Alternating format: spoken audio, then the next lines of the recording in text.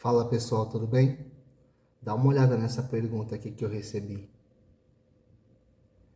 E eu recebi essa pergunta de uma pessoa muito séria, sabe? De uma pessoa que eu tenho confiança e ela caminha comigo há muito tempo. E eu confesso que eu, Giovanni, faço essa pergunta todos os dias para mim, porque eu trabalho com evangelização desde o dia em que eu conheci nosso Senhor Jesus Cristo. No próximo ano eu vou completar 30 anos de vida. E eu tive uma experiência forte, real, com a pessoa de Jesus Cristo quando eu tinha 13 anos, no retiro de Crisma. E de lá para cá, eu percebo que o problema da Igreja Católica não está na estrutura e na hierarquia da Igreja, não está no pensamento teológico, não está na forma em que a Igreja Católica é organizada. Até porque pessoas muito mais sábias do que eu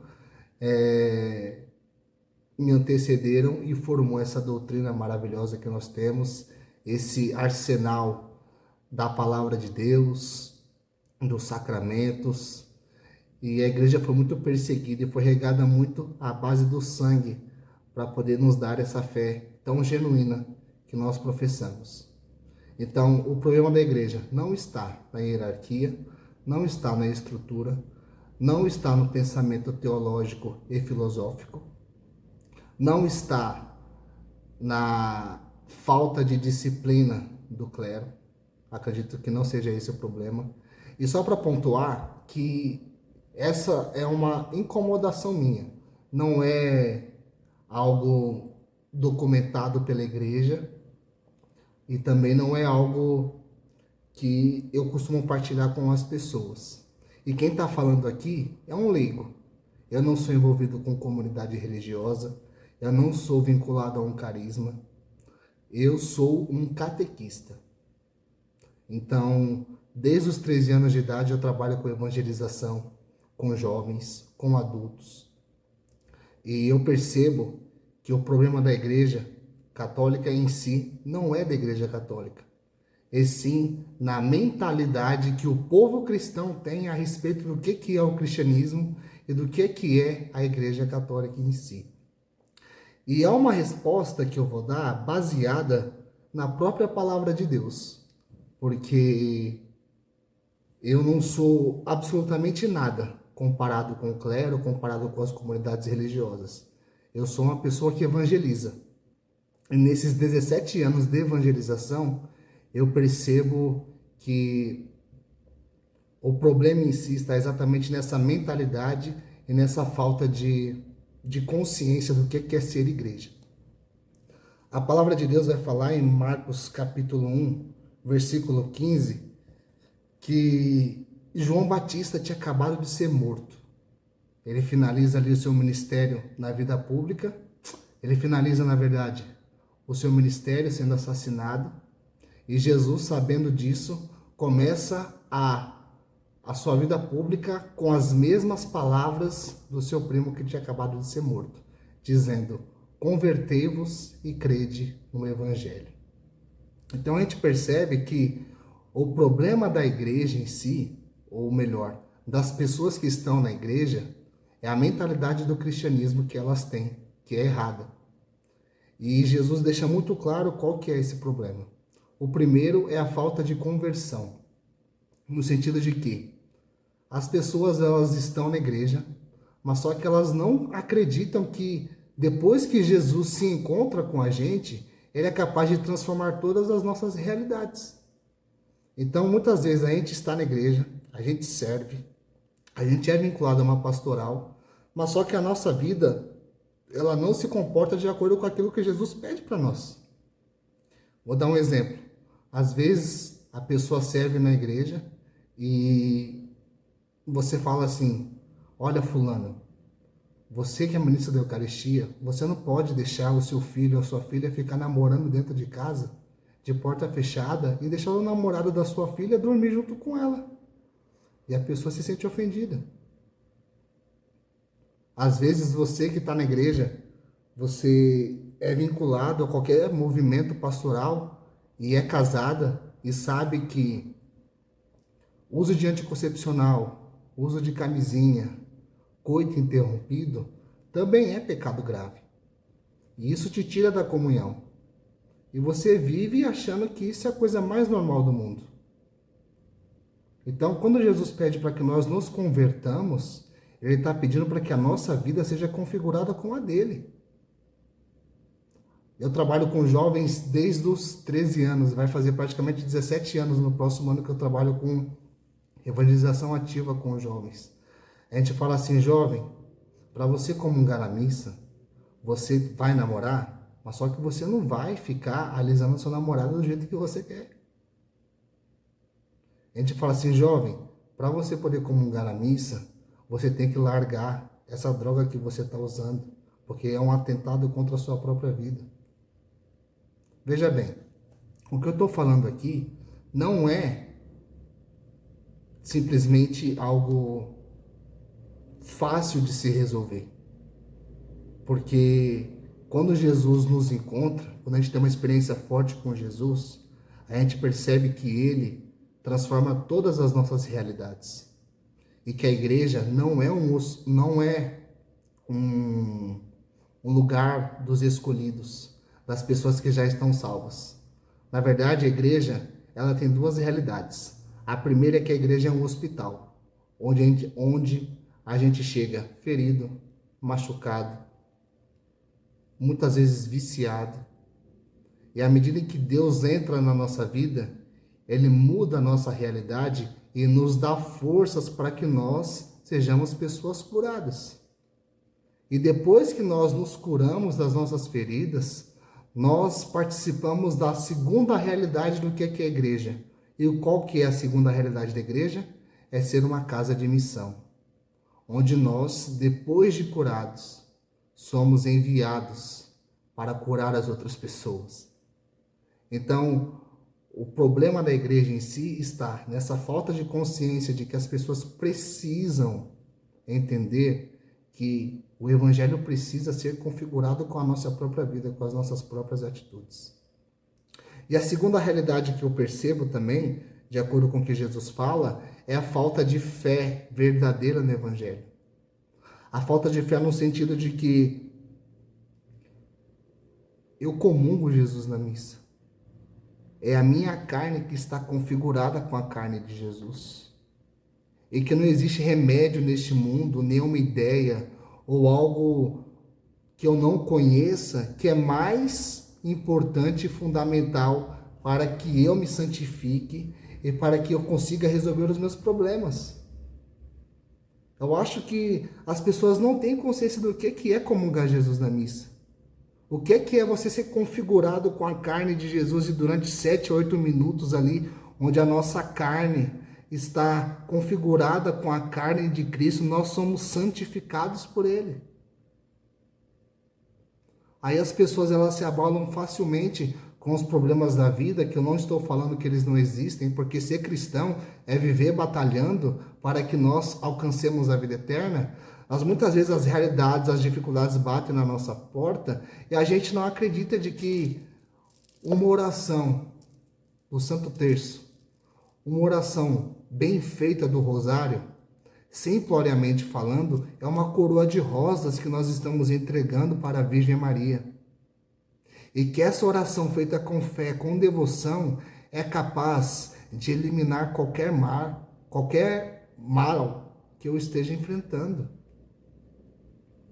Então eu vejo esses dois problemas, a falta de conversão e a falta de fé naquilo que é uma realidade espiritual, que é, eu conheço Jesus, Ele me alimenta com o seu corpo e com o seu sangue, eu consigo falar com Ele e com toda a realidade celestial através do Santo Rosário, através das devoções e das novenas, e que por mais que eu esteja enfrentando problemas, eu estou protegido e eu estou sendo santificado pela graça dele.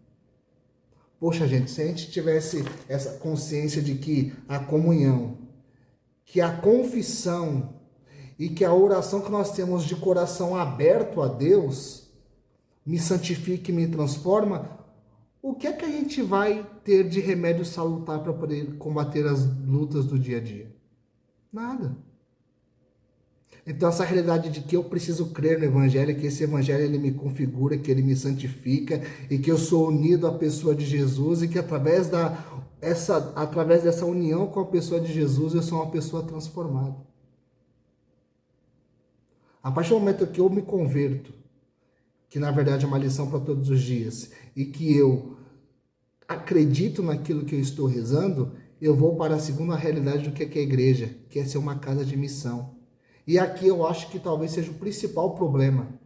É que as pessoas estão na igreja, muitas vezes evangelizam, mas não têm sede de alma. Depois que você foi curado, meu irmão, minha irmã, você é enviado a curar outras pessoas.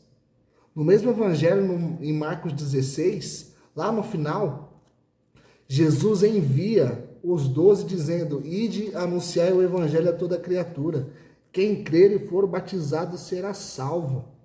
Então, depois que você está sendo curado, você tem a obrigação de fazer com que outras pessoas que estão doentes se encontrem com esse amor que você se encontrou um dia.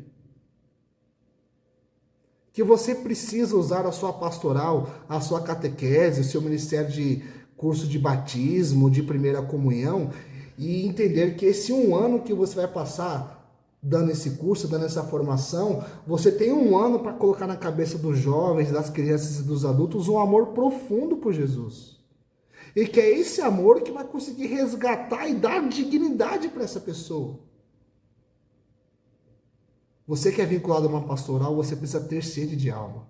Você precisa ter sede de se encontrar com esse Jesus e fazer com que outras pessoas se encontrem com ele. Através do sacramento do batismo, meu irmão, minha irmã, o catecismo da igreja fala que você tem o munus profético de anunciar Jesus. De fazer com que essa palavra chegue em todos os lugares. Porque é um amor que sacia, que transforma e que santifica. A exemplo de Maria, a exemplo, na verdade, da samaritana, você precisa entender que depois que ela saciou a sede com Jesus, naquele poço de Jacó, ela saiu daquele encontro anunciando e dizendo: eu encontrei um homem que contou a minha história, que contou a minha realidade, que contou a minha história por completo. Você é enviado, meu irmão, você precisa ter sede de alma, você precisa ter sede de querer salvar a sua casa, o seu casamento, os seus filhos, levar essa palavra de nosso Senhor para as pessoas que você trabalha. Porque você com sede de almas, você vai conseguir fazer um barulho estrondoso nos infernos. Porque Satanás ele não pode vencer na luta das almas. Você só precisa de uma oportunidade sincera, com sede dessas almas para fazer com que elas se encontrem com Jesus. Então leve a sério o seu ministério na sua pastoral, seja na catequese, seja no batismo, seja na acolhida. Você que é ministro da Eucaristia, meu irmão, minha irmã, entenda que quando você está levando Jesus para aquele doente, para aquela pessoa idosa, você está sendo porta-voz da salvação para aquela pessoa.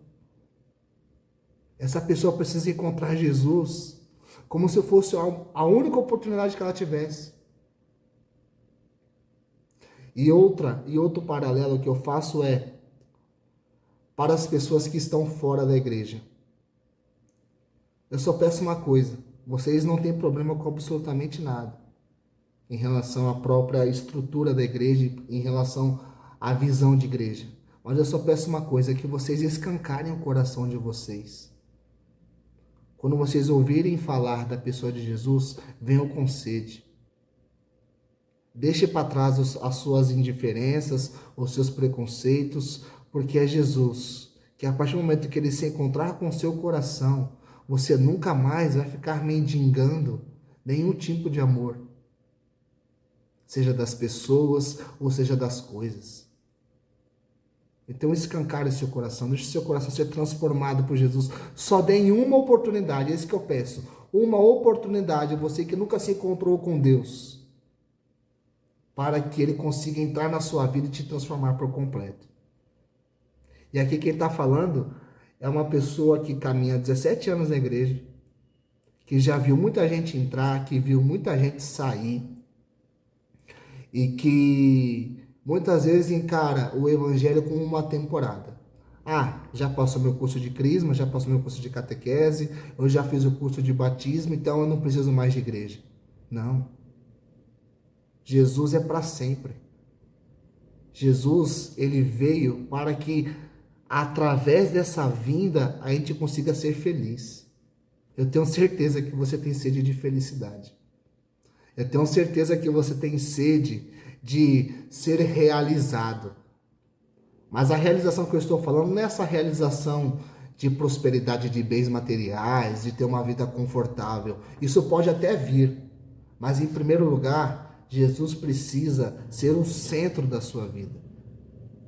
Porque Jesus sendo o centro da sua vida, você vai ter coragem de enfrentar todos os seus problemas, todas as suas dificuldades e ainda vai ser sarado. Porque nesses 17 anos eu me considero uma pessoa sarada, curada. Porque Jesus entrou na minha vida e me mudou por completo. E eu não consigo fazer outra coisa a não ser anunciar esse amor. Então você, meu irmão, minha irmã, eu posso responder essa pergunta dizendo: não existe problema na igreja católica apostólica romana. O problema em si está na mentalidade do tipo de cristianismo que nós temos em relação ao que realmente é. E o cristianismo tem essa realidade. Ele não é o lugar dos salvos. Ele é um hospital. E depois que ele deixa de ser um hospital para quem está dentro, ele se torna uma casa de missão, onde nós somos enviados. E você que está distante, entenda, escancare o seu coração, porque eu só precisei dar uma oportunidade para Deus transformar a minha vida. E eu espero que você faça o mesmo. Olha, que Deus abençoe você.